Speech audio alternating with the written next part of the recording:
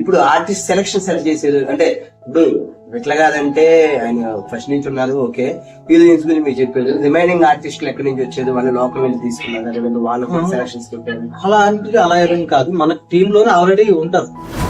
అందరం కూర్చొని ఈ క్యారెక్టర్ ఎవరు, ఓకే పలానా నాగేశ్వరరావు గారు ఉన్నారు, ఈ క్యారెక్టర్ గారు పలానా సూర్య ఉన్నాడు, ఈ క్యారెక్టర్ గారు పలానా మ్యాడీ ఉన్నాడు, ఇలా అందరు రాసుకుని వాళ్ళకి ఫోన్లు చేసి ఓకే ఇలాగా క్యారెక్టర్ ఉంది చేస్తారని అడిగితే చేస్తామని చెప్పారు. చేసామన్నమాట. సో ఫైనల్ ఏంటంటే క్యారెక్టర్ ఎవరు చేయాలని ఫైనల్ అందరు కలిసి చేసాం.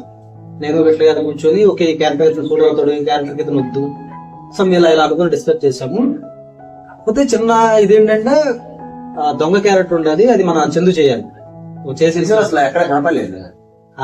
యాక్చువల్లీ ఉండాలి, ఎందుకంటే అసిస్టెంట్ డైరెక్టర్ గా చేసిన భానుని పెట్టుకున్నాను, మ్యాడీని పెట్టాను సినిమాలో. నా అసిస్టెంట్లు ఆ సినిమాలో ఉంటే నాకు కొంచెం ఇది అని నాకు కూడా ఉండేది.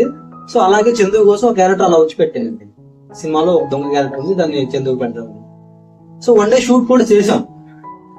పరిస్థితుల ప్రభావం వల్ల నేను చందుని ఆ క్యారెక్టర్ నుంచి తీసేసి మన తిరుపతిని పెట్టాను. సో అదొకటే మిస్ఫైర్ అయింది. ట్రై చేసాం, లాస్ట్ లో కూడా చందుని పడడానికి ట్రై చేసాంలే, కానీ అవలా సిచ్యువేషన్స్ కుదరలేదు అన్నమాట. సారీ చందు.